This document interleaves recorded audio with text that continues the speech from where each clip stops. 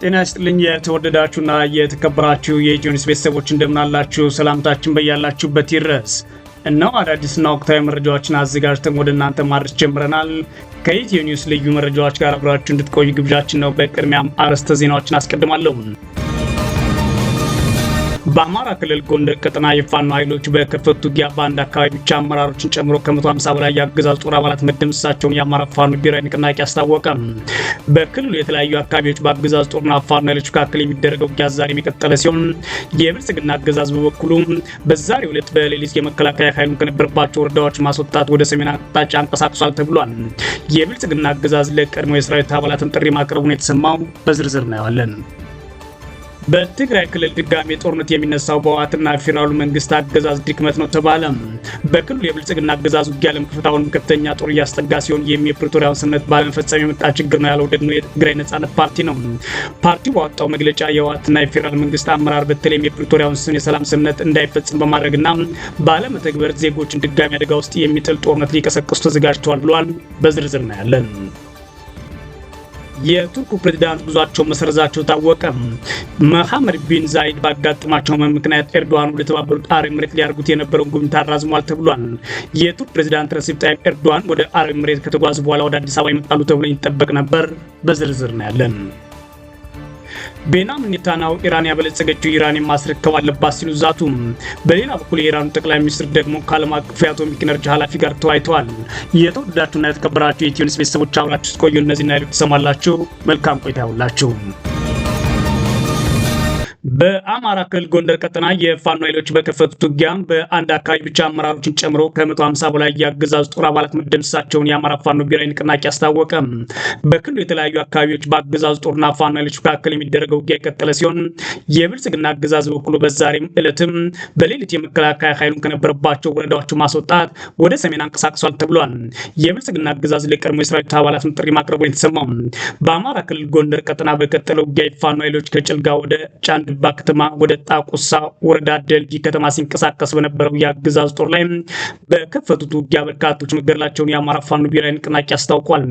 የፋኖ ኃይሎች በጉዞ ላይ በነበሩበት የአገዛዝ ጦር ተኩስ መክፈታቸውን ተከትሎ የተቀሰቀሰው ውጊያ ለሰዓታት መቀጠል ነው አፋብን አክሎ ያስታወቀው።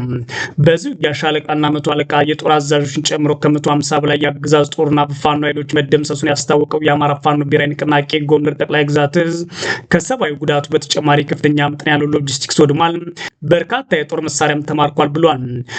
በዚህ ውጊያ ሻለቃና መቶ አለቃ የጦር አዛዦችን ጨምሮ ከ150 በላይ የአገዛዝ ጦር በፋኖ ኃይሎች መደምሰሱን ያስታወቀው የአማራ ፋኖ ብሔራዊ ንቅናቄ ጎንደር ጠቅላይ ግዛት እዝ ከሰብአዊ ጉዳት ተጨማሪ ከፍተኛ መጠን ያለው ሎጂስቲክስ ወድሟል፣ በርካታ የጦር መሳሪያም ተማርኳል ብሏል።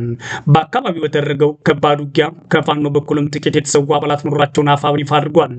በሌላ በኩል በቀጠናው የአገዛዝ ጦር ላለፉት ተከታታይ ቀናት ከፋኖ ኃይሎች ጋር ውጊያ ሲያደርግ የቆየባቸው የማዕከላዊ ጎንደር ዞንና አለፋ ጣቁሳ ወረዳዎች ዛሬ ለቆ መውጣቱ የመረጃ ምንጮች ተናግረዋል። የብልጽግና አገዛዝ ከፍተኛ ኃይሉን ወደ ሰሜን ኢትዮጵያ እያንቀሳቀሰ እንደሚገኝ መዘገባችን የሚታወስ ሲሆን በዚህም በአማራ ክልል ከደቡብ ጎንደር ዞን ወረዳዎችና ከማዕከላዊ ጎንደር ዞን አንዳንድ አካባቢዎች ቀደም ሲል የመከላከያ ኃይሉን ያስወጣው አገዛዙ ዛሬም ካለፋና ጣቁሳ በሌሊት ወጥቷል፣ ጉዞውንም ወደ ሰሜን እንደሆነ ሰምተናል ሲሉ የመረጃ ምንጮቻችን ለኢትዮ ኒውስ ተናግረዋል። የአገዛዙ መከላከያ ካለፋ ወረዳ ሻውራ ከተማ ከጣቁሳ ወረዳ ደልጊ ከተማ በሌሊት ኃይሉ ሸክፈው ሲወጣ ተኩስ ሲሰማ እንደነበር የተናገሩት የመረጃ ምንጮች ሆኖም የተኩሱ ምክንያት አላወቅንም ብሏል። የፋኖ ኃይሎች ከጭልጋ ወደ ጣቁሳ በመሰብሰብ ሸክፈው ሊወጣ በነበረው የአገዛዝ ጦር ላይ ጫንድባ ኳክ ላይ ውጊያ መክፈታቸውና ከፍተኛ ጉዳት መድረሱንም አስታውቋል። በዚሁ ማዕከላዊ ጎንደር ዞን ደንቢያ ወረዳ ቆላ ድባ ከተማ በተፈጸመ የቦምብ ጥቃት ደግሞ በርካታ የአገዛዙ የአድማ ብተናና ሚሊሻ አባላት ላይ የሞትና የአካል ጉዳት መድረሱን ነዋሪዎች ተናግረዋል። በከተማዋ በአገዛዙ ጦር አባላት ላይ የተፈጸመው የቦምብ ጥቃት ተከትሎ ለአጭር ጊዜ የቆየ የተኩስ ልውውጥ እንደነበረም ነው ነዋሪዎች ለሚዲያችን የተናገሩት። ነዋሪዎቹ በከተማ የደረሰው ጥቃት በፋኖ ኃይሎች የተፈጸመ ነው ቢሉም በፋኖ ኃይሎች በኩል ግን እስካሁን የተባለ ነገር የለም። በተመሳሳይ በምስራቅ ጎጃም ዞን ደብረ ማርቆስ ከተማ በተሽከርካሪ ሲንቀሳቀሱ በነበሩ የአድማ ብተና አባላት ላይ በተፈጸመባቸው የቦምብ ጥቃት 10 አባላት መገደላቸው ሰምቷል። የካቲት 8 2018 ዓ.ም ምሽት ላይ በደብረ ማርቆስ አብማ ከተማ በግተራ የተባለ አካባቢ ላይ የተፈጸመው ጥቃት የአማራ ፋኖ ብሔራዊ ንቅናቄ ቴዎድሮስ ኃላፊነት መውሰዱን አስታውቋል። ይህ በእንዲህ እንዳለም የፋኖ ኃይሎች ጋር ጦርነት ውስጥ የሚገኘው የብልጽግና አገዛዝ በቀጣይ ከትግራይ ኃይሎችና ከኤርትራ ጦር ጋር ሊያደርገው አቅዷል ለተባለለት ጦርነት በተለያዩ ምክንያቶች ከአገዛዙ መከላከያ ሰራዊት ለወጡ የቀድሞ አባላቱ ይፋዊ ጥሪ ማቅረቡ ተሰምቷል። የአገዛዙ መከላከያ ሚኒስቴር ባሰራጨው ጥሪ ላይ እንደተመለከተው አገዛዙ የቀድሞ መሰረታዊ ወታደሮችና ባለማዕረግ አባላትን ለቀጣይ ውጊያ ይፋዊ ጥሪ አቅርቦላቸዋል። በየጊዜው በገፍ ያሰለጠነውን ሰራዊት ወደ ሰሜን ኢትዮጵያ እያጋዘ የሚገኘው የብልጽግና አገዛዝ አሁን ካለው መደበኛ ጦር ባሻገር ነው የቀድሞ አባላቱ በአዲስ አበባና በክልሎች እየቀረቡ እንዲመዘገቡ ጥሪ አቅርቧል የተባለው የብልጽግና አገዛዝ ከህዳር 2013 ጀምሮ በትግራይ በከፈተው ጦርነት ወቅትም በተመሳሳይ የቀድሞ ወታደሮችን ጠርቶ ማዋጋቱ አይዘነጋም። በትግራይ ክልል ድጋሚ ጦርነት የሚነሳው በህወሓትና ፌዴራል አገዛዝ ድክመት ነው ተባለ።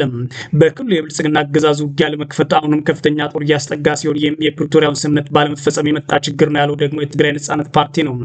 የትግራይ ነጻነት ፓርቲ የህወሓት አመራርና የፌዴራል መንግስት የፕሪቶሪያውን ሰላም ስምምነት ሙሉ በሙሉ በመተግበር የዜጎችን ጥቅም ማስከበር አልቻሉም ሲል በመግለጫው አክሷል።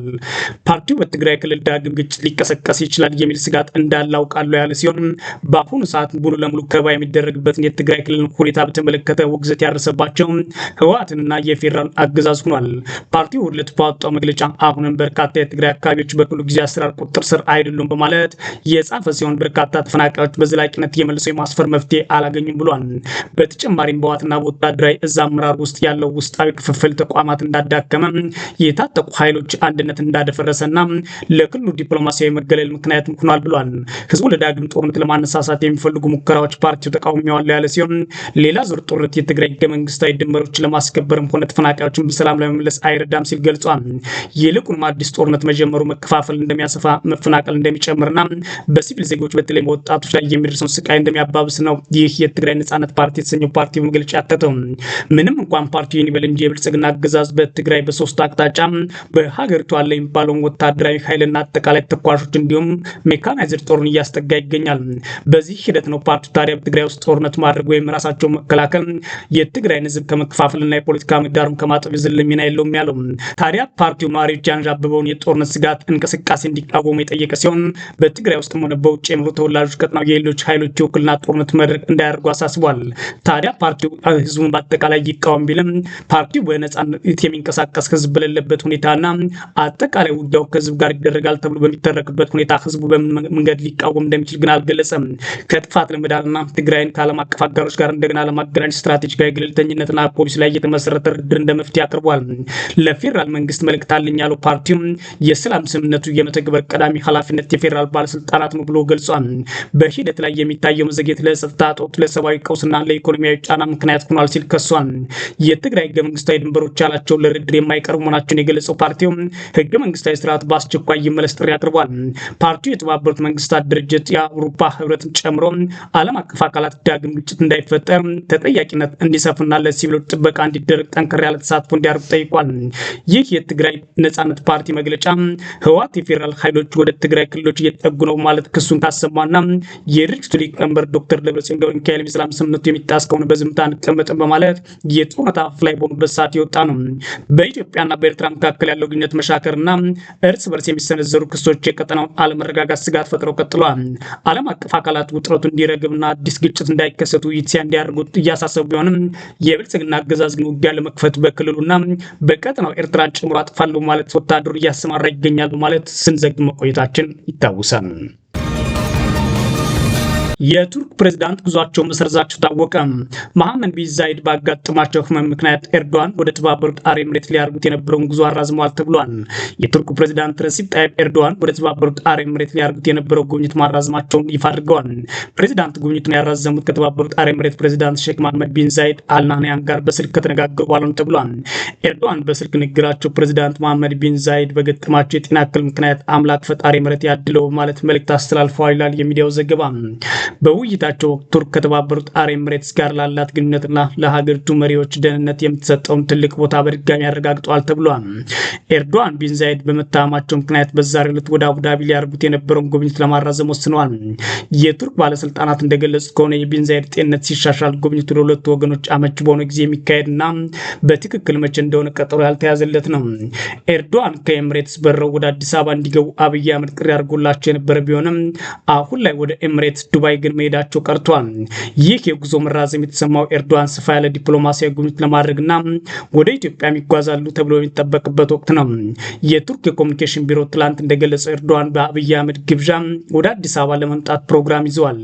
በጉብኝታቸው ወቅት ድርድራቸው ተጠናቆ ዝግጁ የሆኑ በርካታ ስምምነቶችና ሰነዶች ይፈርማሉ ተብሎ የሚጠበቅ እንደሆነ የሀገሪቱ ኮሚኒኬሽን ቢሮ መረጃ ያመለክታል። የኤርዶዋን ጉብኝት የታቀደው ቱርክ በአፍሪካ ቀንድና በገልፍ ቀጠና የምታደርገውን ዲፕሎማሲያዊና ኢኮኖሚያዊ ተሳትፎ እያሰፋች ባለችበት ወቅት ነው ተብሏል። በተጨማሪም ጉብኝት የሚካሄደው በጎረቤት ከሀገር ሱዳን ባለው ወቅታዊ ሁኔታ ምክንያት ቀጠናዊ ትኩረት በከፍተኛ ሁኔታ በጨመረበት ወቅት ነው። አብይ አህመድ ከኤምሬቱ ቢን ዛይድ ጋር በመሆን በሱዳን አጠቃላይ ጦርነት ተሳትፎ ከማድረግ ባለፈ በአረብ ኤምሬት ቁሳቁስና ወታደራዊ ስልጠና አቅራቢነት በኢትዮጵያ ውስጥ ወታደሮች እያሰለጠነ መገኘት ዓለምን እያነጋገረ ባለበት ሁኔታ ኤርዶዋን ወደ አረብ ኤምሬት ሄደው ከዛም ወደ አዲስ አበባ ወደ መምከር ጥረት ያደርጉ ቢሆንም በቢን ዛይድ በኩል ግን ውይይታቸውና ጉብኝታቸው ተሰርዞባቸዋል። ታዲያ ኤርዶዋን ወደ አዲስ አበባ ይመጣሉ የሚለው ጉዳይ ግን እስካሁን አልታወቀም። ቤንያሚን ኔታንያሁ ኢራን ያበለጸገችውን ዩራኒየም ማስረከብ አለባት አሉ። የኢራኑ ጠቅላይ ሚኒስትር ደግሞ ከዓለም አቀፉ የአቶሚክ ኢነርጂ ኃላፊ ጋር መወያየታቸው ሰምተዋል። የእስራኤል ጠቅላይ ሚኒስትር ቤንያሚን ኔታንያሁ አሜሪካ ከቴህራን ጋር በምታደርገው ድርድር ያበለጸገችውን ዩራኒየም በሙሉ እንድታስረክብና የበለጠ እንዳታበለጸግ ልትታገድ ይገባል ብለዋል። ጠቅላይ ሚኒስትሩ ኡርለት በኢየሩሳሌም ባደረጉት ንግግር በአሜሪካና በኢራን መካከል በሚካሄደው የኒውክሌር ድርድር ወቅት መኖር ስላለባቸው ቅድመ ሁኔታዎች በዝርዝር ተናግረዋል። ሁሉም የበለጸጉ ዩራኒየሞች ከኢራን መውጣት አለባቸው ያሉት ኔታንያሁ ምንም የማበልጸግ አቅም መኖር የለበትም ሲሉም ዝተዋል። ኔታንያሁ ያሉት የኢራንና የአሜሪካ ባለስልጣናት ማክሰኞ በስዊዘርላንድ ለሚካሄደው ሁለተኛ ዙር ድርድር እየተዘጋጁ ባሉበት ወቅት ነው። ኢራን የኒውክሌር ስምምነት ላይ ለመድረስ አሜሪካ ማዕቀቦችን የምታነሳ ከሆነ ለማመቻቸት ዝግጁ መሆኗን የኢራን ምክትል ውጭ ጉዳይ ሚኒስትር ማጂድ ታክት ራቫንቺ በቴህራን ለቢቢሲ ተናግረዋል። ምክትል የውጭ ጉዳይ ሚኒስትሩ ኢራን አሜሪካ የጣለችባትን ማዕቀብ ለማንሳት ፈቃደኛ ከሆነች ከአቋም ፈቀቅ ብላ የኒውክሌር ስምምነት ላይ የመድረስ ሀሳብን ለማጤን ዝግጁ መሆኗን ተናግረዋል። ይሁን እንጂ ኢራን ምንም ዩራኒየም ማበልጸግ የለባትም የሚለው እንደ ቀይ መስመርና በኒውክሌር አለመስፋፋት ስምምነት መሰረት መብቷን መጣስ አድርጋ ትቆጥረዋለች ይላል ቢቢሲ። አሜሪካ ታዲያ ኢራን ስምምነት ላይ እንድትደርስ ጫና እያደረገች ሲሆን በመካከለኛው ምስራቅ ያላት ወታደራዊ አቅም በማጠናከር ሁለት የአውሮፕላን ተሸካሚ መርከቦችን ወደ ቀጠናው ማስጠግታለች። ተጨማሪ የአሜሪካ የባህር ኃይል በቀጠናው ውስጥ ሊከሰቱ ከሚችሉ ሚናቸውና ማንኛውም አደጋዎች ይጠብቃሉ ሲሉ የአሜሪካ ውጭ ጉዳይ ሚኒስትር ማርኮ ሩቢዮ በስሎቫኪያ በሰጡት ጋዜጣዊ መግለጫ ተናግረዋል። የአሜሪካ ፕሬዝዳንት ዶናልድ ትራምፕ በኢራን ላይ ከሚሰነዘረው ቀጥተኛ ጥቃት ይልቅ ዲፕሎማሲያዊና በድርድር የሚገኝ ስምምነት እንድንመርጠው አድርጎናል ብለዋል። የትራምፕ ከፍተኛ ልዑክ ስቲቭ ዊትኮፍና ጀራርድ ኩሽነር ወደ ጄኔቫ በመጓዝ የውጭ ጉዳይ ሚኒስትር አባስ አራግቺና ልዑካቸውን ያነጋግራሉ። ሩቢዮ ማንም ሰው ከኢራን ጋር የተሳካ ስምምነት ማድረግ አልቻለም፣ እኛ ግን ሞክራለን ብለዋል። በነገው ዕለት ከአሜሪካ ጋር ለሚያደርጉት ድርድር ጄኔቫ የሚገኙት የኢራን ውጭ ጉዳይ ሚኒስትር አባስ አራግቺ ከዓለም አቀፉ አቶሚክ ኢነርጂ ኤጀንሲ ዳይሬክተር ጋር ተገናኝተው መወያየታቸውም ተዘግቧል። ራፋኤል ግሮሲ በኤክስ ገጻቸው ላይ ባሰፈሩት መልእክት ከኢራን የውጭ ጉዳይ ሚኒስትር ጋር መገናኘታቸውን ገልጸው ነገ በጄኔቫ ለሚካሄደው ድርድር ዝግጅት በዝርዝር ቴክኒካዊ ጉዳዮች ላይ ተወያይተናል ብለዋል። አራግቺ ጄኔቫ ከደረሱ ከሰዓታት በኋላ በኤክስ ገጻቸው ላይ ሀገራችን የኒውክሌር ባለሙያዎች ጋር ለዝርዝር ቴክኒካዊ ጉዳዮች ላይ ለመነጋገር ራፋኤል ግሮሲን አግኝቻቸዋለሁ ብለዋል። የኢራን ውጭ ጉዳይ ሚኒስትር በተጨማሪም ወደ ጄኔቫ የሆኑት ፍትሐዊና ሚዛናዊ የሆነ ስምምነት ላይ ለመድረስ የሚያስችል ተጨማሪ ሀሳቦችን በመያዝ እንደሆነም ተናግረዋል። በኢራንና ዩናይትድ ስቴትስ መካከል የሚደረገው ሁለተኛው ዙር ድርድር ነገ በጄኔቫ ይካሄዳል ተብሎ ይጠበቃል። የተወደዳችሁና የተከበራችሁ የኢትዮ ኒውስ ቤተሰቦች መረጃዎቻችን እነዚህ ነበሩ። መልካም ጊዜ እመኛለሁ።